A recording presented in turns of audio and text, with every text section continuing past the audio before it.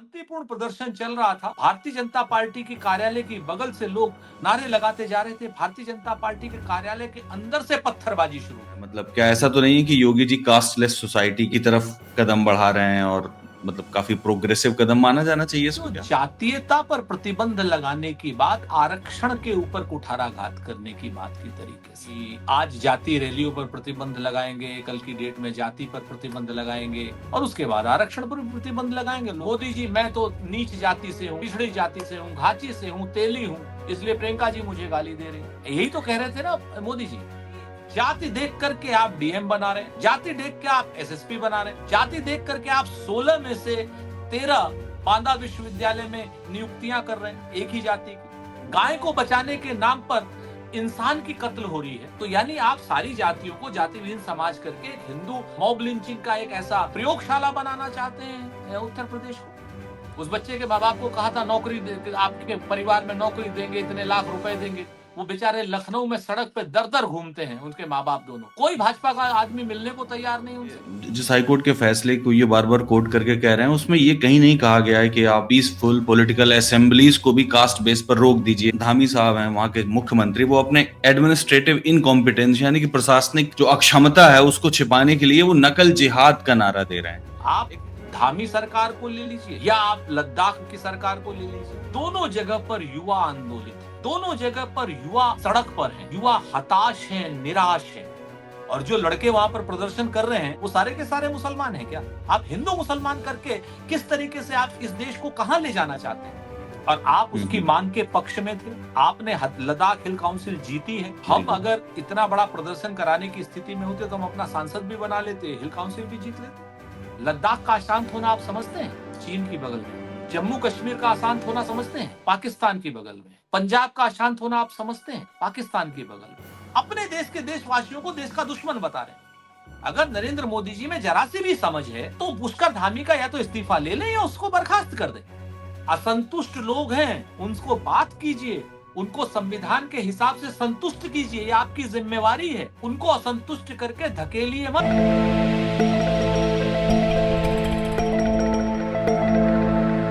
सलाम, नमस्कार। मैं हूं कुणाल पाठक और आप देख रहे हैं द लखनऊ पोस्ट का कार्यक्रम भारत में विपक्ष। इस कार्यक्रम में मेरे साथ मेरे मेहमान हैं कांग्रेस प्रवक्ता सुरेंद्र राजपूत जी। नमस्कार सुरेंद्र जी, आपका स्वागत है। नमस्कार, कैसे हैं कुणाल जी? बढ़िया सर, आप? बस जय भी दे राखे राम ते भी दे रहिए। ओके, ठीक है, तो फिर राम के प्रदेश से ही बात शुरू कर लेते हैं। उत्तर प्रदेश में कास्ट बेस्ड जो पॉलिटिकल रैलीज हैं और जो प्रोटेस्ट हैं उसको लेकर के प्रतिबंध लगा दिया गया है, आपने देखा ही होगा। इसको लेकर के विपक्ष क्या सोचता है? मतलब क्या ऐसा तो नहीं है कि योगी जी कास्टलेस सोसाइटी की तरफ कदम बढ़ा रहे हैं और मतलब काफी प्रोग्रेसिव कदम माना जाना चाहिए इसको क्या? पहले तो आपने कहा ना कि राम की धरती से ही बात करते हैं, तो हम सब लोग कहते हैं ना कि सब धरती भोपाल की। राम का तो अखिल ब्रह्मांड है। राम को आप खाली यहीं से क्यों मापते हैं? खैर, रही बात जाति रैलियों पर प्रतिबंध लगाने की या योगी जी की जो बहुत सो कॉल्ड प्रोग्रेसिव बात करने की, जी, तो योगी जी हो, भारतीय जनता पार्टी हो या ये इनकी अनुसांगिक संगठन हो, सारी की सारी जमातें आरक्षण की विरोधी हैं। क्योंकि आरक्षण तो हमारे यहाँ सामाजिक रूप से पिछड़ी और दलित जातियों को है, अनुसूचित जातियों को है। तो ये जो जातीयता पर प्रतिबंध लगाने की बात आरक्षण के ऊपर कुठाराघात करने की बात की तरीके से कैसे? बहुत स्पष्ट है कि आज जाति रैलियों पर प्रतिबंध लगाएंगे, कल की डेट में जाति पर प्रतिबंध लगाएंगे और उसके बाद आरक्षण पर प्रतिबंध लगाएंगे। लोग कहेंगे लीजिए भाई, गरीबी के हिसाब से आरक्षण होगा, सामाजिक पिछड़ेपन के हिसाब से आरक्षण नहीं होगा। दलितों की जातियों को क्योंकि जाति विहीन सोसाइटी कर दे रहे हैं ना, क्लासलेस सोसाइटी। आपकी जाति के उसमें सोसाइटी जब आपको जाति विहीन कर देंगे तो फिर आरक्षण कहाँ होगा? क्योंकि जबकि आरक्षण का मूल आधार जो है वो सामाजिक पिछड़ापन है, आर्थिक पिछड़ापन नहीं है, अगर संविधान को आप पढ़िए जी। तो इस वजह से योगी, अच्छा भी एक योगी जी का लेख भी था कुछ दिनों पहले जो उन्होंने अपनी ही वेबसाइट पे डाला हुआ है, आप चाहें तो उसको पढ़िए। देखिए उन्होंने कितना स्पष्ट तरीके से किया कि जन्मना जाति के ने जो विभेद पैदा किए, उसको, उस अंतर को पाटने के लिए जो आरक्षण रूपी व्यवस्था समाज में आजादी के बाद सरकारों ने की, उससे असमानता और बढ़ी। इसका मतलब तो ये है कि वो जो है संविधान की तो बात कर रहे हैं, समानता का अधिकार की ही बात कर रहे हैं। वो चाहते हैं कि अगर कास्टलेस सोसाइटी हो जाएगी, कास्ट का बहुत ज्यादा डिमॉन्स्ट्रेशन नहीं होगा, कौन पंडित, कौन ठाकुर, कौन दलित, कौन क्या, इस तरीके से अगर बातचीत नहीं होगी तो ये तो मतलब ठीक ही कदम होगा। अब आरक्षण को खत्म करने का अगर एक कदम को आप ठीक मानते हैं तो आप संविधान विरोधी हैं। जो लोग भी आरक्षण को खत्म करने की बात करते हैं, सब क्या नाम, जो पिछड़े हैं, जो दलित हैं, उनके जगह पर आखिरी पाए पर खड़े हुए व्यक्ति को जब तक आरक्षण का लाभ नहीं मिल जाता है, जब तक वो सामाजिक रूप से बराबर नहीं आ जाता है, तब तक कास्ट सोसाइटी कैसे खत्म होगी? आप बताइए ना। आर्थिक आधार पर खत्म होनी होती तो आज की डेट में द्रौपदी मुर्मू को और रामनाथ कोविंद जी को लगातार दलित राष्ट्रपति हैं, आदिवासी महिला को हमने राष्ट्रपति बनाया। ये सब बार बार उनको क्यों कहा जाता? सच बात यह है कि असमानता है ना, सामाजिक असमानता है, तो उसका फायदा या उसका नुकसान कभी भाजपा उठाना चाहती है, कभी फायदा उठाना चाहती है, इसलिए बार बार इंगित करती है। हमने 28 पिछड़े मिनिस्टर बनाए।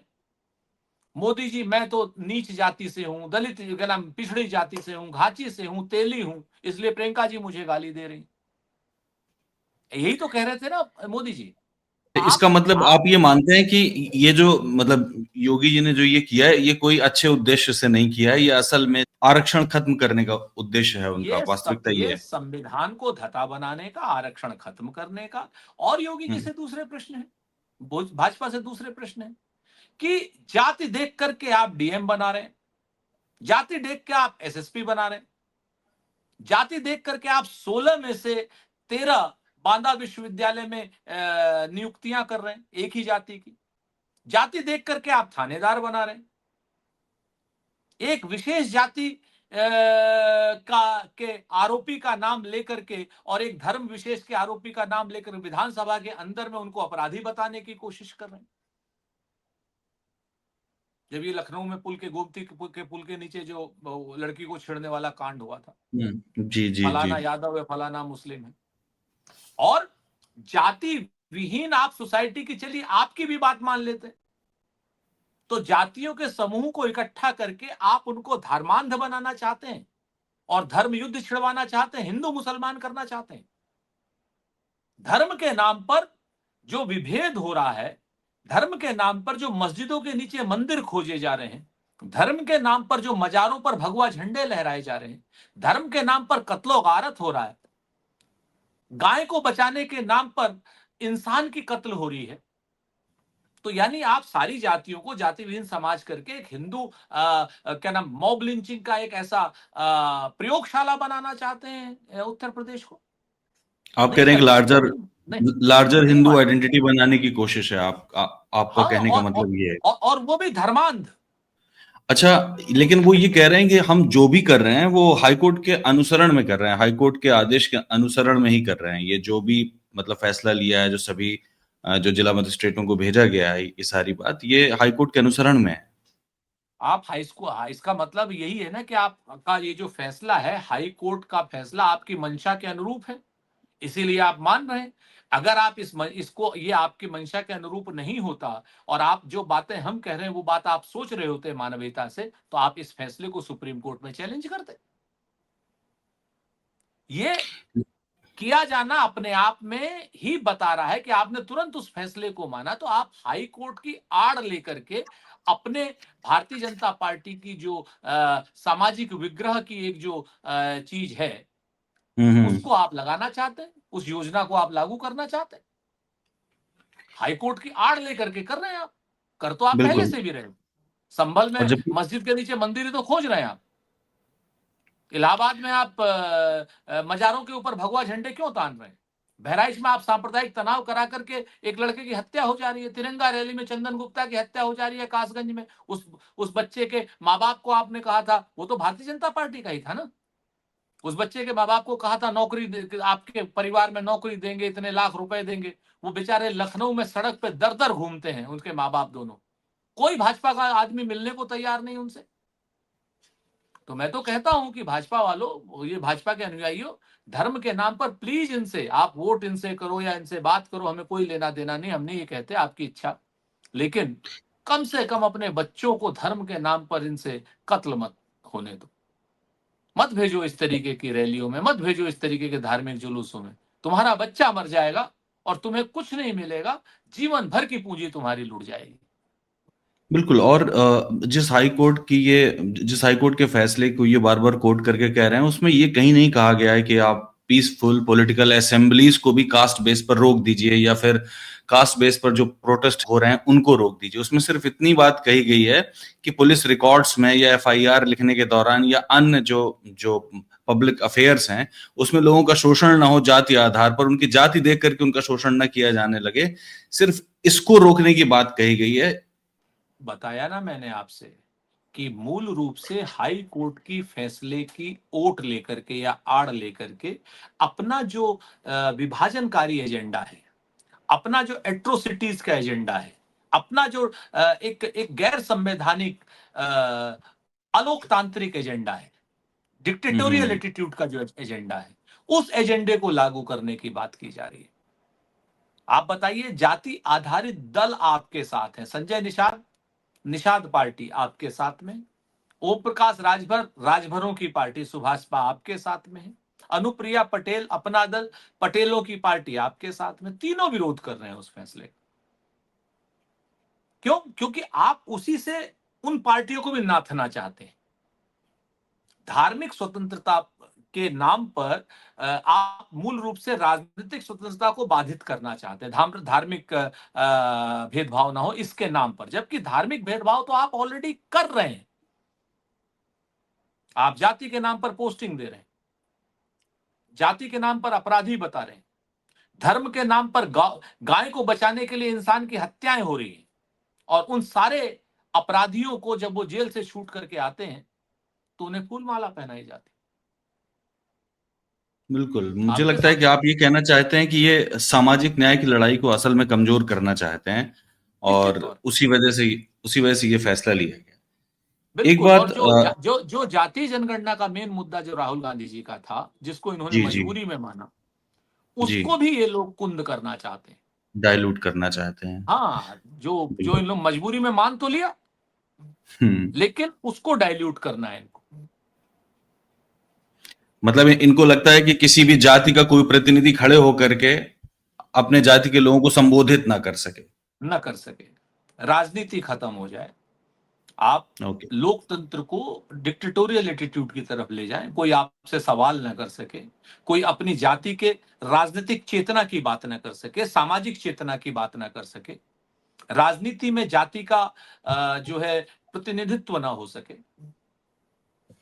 तो मतलब ये है कि जाति और धर्म दोनों को लेकर के बातचीत हो रही है। अगर आप उत्तराखंड वाला मामला देखें जहां पर ट्रिपल एससी का जो पेपर लीक हो गया और उसके बाद जो धामी साहब हैं वहां के मुख्यमंत्री, वो अपने एडमिनिस्ट्रेटिव इनकॉम्पिटेंस यानी कि प्रशासनिक जो अक्षमता है उसको छिपाने के लिए वो नकल जिहाद का नारा दे रहे हैं।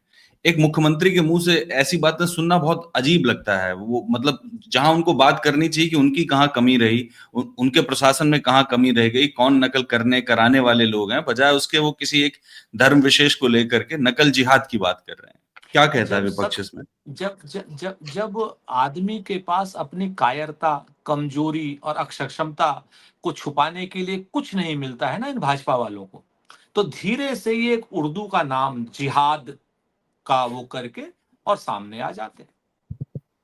आप धामी सरकार को ले लीजिए या आप लद्दाख की सरकार को ले लीजिए, दोनों जगह पर युवा आंदोलित हैं,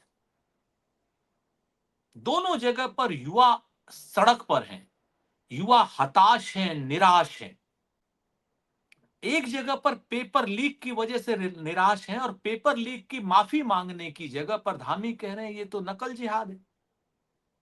ऐसे व्यक्ति को तो तुरंत गद्दी से बर्खास्त कर देना चाहिए और उसे जेल भेज देना चाहिए।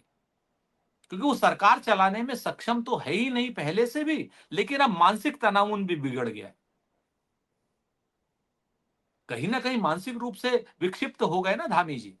आगरा आ जाएं, योगी जी की सरकार है, फ्री में इलाज हो जाएगा। तो जनता ने उनको आप इस चुनकर चीज को भेजा था, देखिए कि कम से कम जनता की बात सुननी चाहिए थी। नहीं, जनता ने उनको इसलिए थोड़ी चुन के भेजा था कि आप इनकॉम्पिटेंट हो तो आप जिहाद के पीछे छुप जाए, आप मुसलमान का नाम लेकर के कुछ भी कर लेंगे।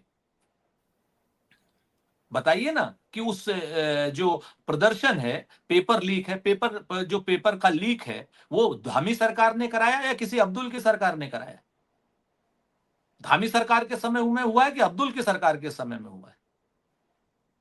और जो लड़के वहां पर प्रदर्शन कर रहे हैं वो सारे के सारे मुसलमान हैं क्या? आप हिंदू मुसलमान करके किस तरीके से आप इस देश को कहां ले जाना चाहते हैं?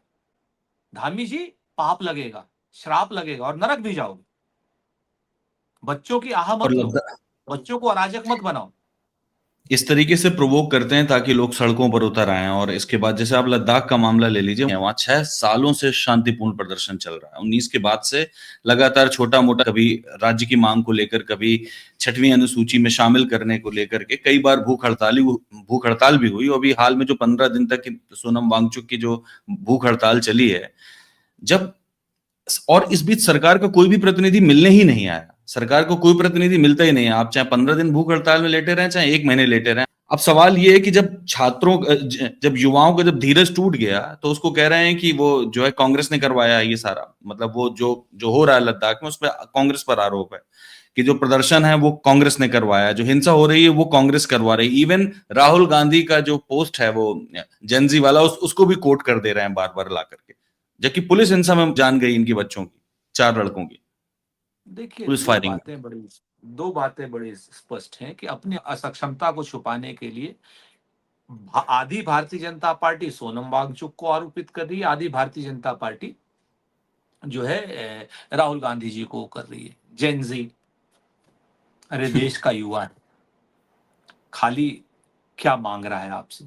जब धारा 370 आपने अलोकतांत्रिक तरीके से हटाई, तभी से तो उसकी मांग चालू हुई ना। और आप उसकी हम्म, मांग के पक्ष में थे। आपने लद्दाख हिल काउंसिल जीती है। हम बिल्कुल। अगर इतना बड़ा प्रदर्शन कराने की स्थिति में होते तो हम अपना सांसद भी बना लेते, हिल काउंसिल भी जीत लेते। भाई, अगर हमारे पीछे इतनी भीड़ है तो हम जीत लेते ना, चुनाव भी तो जीत लेते हम। नंबर एक। नंबर दो, आप लगातार 19 से उनको गुमराह कर रहे हैं और शांतिपूर्ण प्रदर्शन चल रहा था। भारतीय जनता पार्टी की कार्यालय की बगल से लोग नारे लगाते जा रहे थे। भारतीय जनता पार्टी के कार्यालय के अंदर से पत्थरबाजी शुरू हुई। उसके बताइए। बाद विरोध प्रदर्शन हिंसक हुआ है।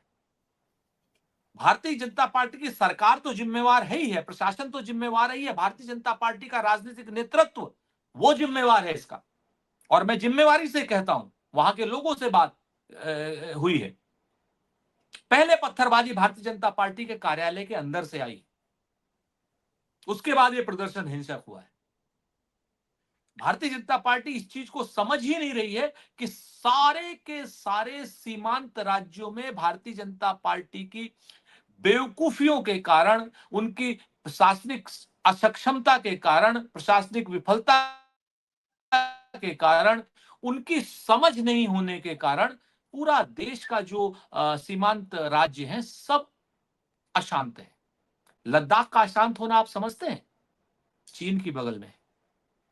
आप जम्मू कश्मीर का अशांत होना समझते हैं? पाकिस्तान की बगल में। पंजाब का अशांत होना आप समझते हैं? पाकिस्तान की बगल में। आप उत्तरांचल का अशांत होना आप समझते हैं? नेपाल और चीन का इस समय ड्यूअल वो है।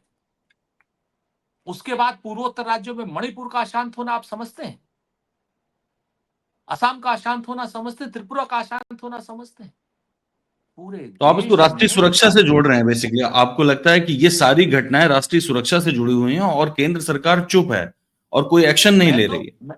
मैं तो कहता हूं जुड़नी चाहिए, केंद्र सरकार को एक्शन लेना चाहिए। लेकिन केंद्र सरकार दुश्मनों के खिलाफ एक्शन लेगी, केंद्र खिलाफ अपने आंदोलित छात्रों से तो बात करके समस्या का समाधान करेगी ना। मणिपुर बिल्कुल। में आंदोलित लोगों से, कुकी से, मैतेई से बात करके समस्या का समाधान होगा ना।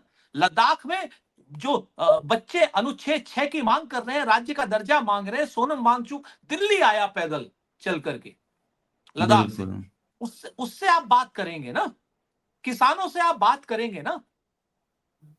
लेकिन ये तो अपने ही उसमें है, इनको दोस्त और दुश्मन की पहचान नहीं है। जैसे किसान पंजाब से आया दिल्ली बॉर्डर पे, कहन खालिस्तानी है, पाकिस्तानी सपोर्ट मिल रहा है, मतलब इनको कह देने में कुछ नहीं लगता, कुछ भी बोल देते हैं, अपने देश के देशवासियों को देश का दुश्मन बता रहे। लद्दाख में आप तो आपके जितने भी उत्तरांचल में आप जी। बता दीजिए कि जिहाद है साहब, क्या नकल मजाक है? जिहाद। ऐसे लोगों को तो बर्खास्त कर देना चाहिए। अगर नरेंद्र मोदी जी में जरा सी भी समझ है तो पुष्कर धामी का या तो इस्तीफा ले लें या उसको बर्खास्त कर दें। अगर उनमें जरा सी भी समझ है तो हिल काउंसिल के लोगों को बुलाएं, बैठाएं, क्योंकि आप जान लीजिए कि चिंगारी का खेल बुरा होता है। चीन की बगल में है लद्दाख। बिल्कुल, ये जो मामले की सेंसिटिविटी नहीं समझ रहे हैं। और रही बात समझदारी की, तो अगर वो इतनी समझदारी होती तो मणिपुर के लिए वो खुद को बर्खास्त कर देते। वो किसी को बर्खास्त संभवतः नहीं करेंगे। पर ये जरूर है जो आपने बात पॉइंट आउट की है कि चाहे लद्दाख की बात हो, चाहे नॉर्थ ईस्टर्न स्टेट्स की बात हो, चाहे उत्तराखंड की बात हो, यहाँ पर अनरेस्ट, खासकर सिविल अनरेस्ट बहुत अच्छी बात नहीं है। उसका मतलब सिर्फ इतना नहीं कि वो सरकार के खिलाफ, ऐसा हो सकता है कि बाहर के लोग कुछ आ जाएं, मिल जाएं और इस तरीके की घटना घट जाए जो भारत के लिए ठीक ना हो, और इस पर ध्यान देना जरूरी है। कुणाल जी, इस पे ध्यान देना भी जरूरी है, और अपने लोगों को दुश्मन मत बताइए। एग्जैक्टली, बिल्कुल। उसकी अपने आड़ में ये लोग भी नहीं हैं, कर सकते आप। असंतुष्ट लोग हैं, उनको बात कीजिए, उनको संविधान के हिसाब से संतुष्ट कीजिए, ये आपकी जिम्मेवारी है। उनको असंतुष्ट करके धकेलिए मत। बिल्कुल आप ये, ठीक बात। मैं राजनीतिक बात नहीं कर रहा हूं, ये देश की सुरक्षा से जुड़ा हुआ प्रश्न है। आप वोल्केनो पे बैठे हुए हैं असंतोष के, और उसको आग लगाने के लिए, इंस्टिगेट करने के लिए चाइना बैठा है, पाकिस्तान बैठा है, बांग्लादेश बैठा है। कौन दोस्त है आपका आज की डेट में? ठीक आप बात है। समझिए इस बात को, अस्थिरता को बढ़ावा और बुलावा मत दीजिए। केंद्र को ये राजनीति कर समझना पड़ेगा। लीजिएगा जी, बिल्कुल, राजनीति करने के लिए बहुत सारा वक्त है, लेकिन बहुत कम से चीजें कम ये जो, बाकी हैं। बिल्कुल, तमाम मुद्दे हैं, लेकिन कम से कम इन राज्यों को, जो ये संवेदनशील राज्य, इनके बारे में तो केंद्र को सोचना ही चाहिए। ठीक है सुरेंद्र जी, इस कार्यक्रम को यहीं खत्म करते हैं। बातचीत करके अच्छा लगा।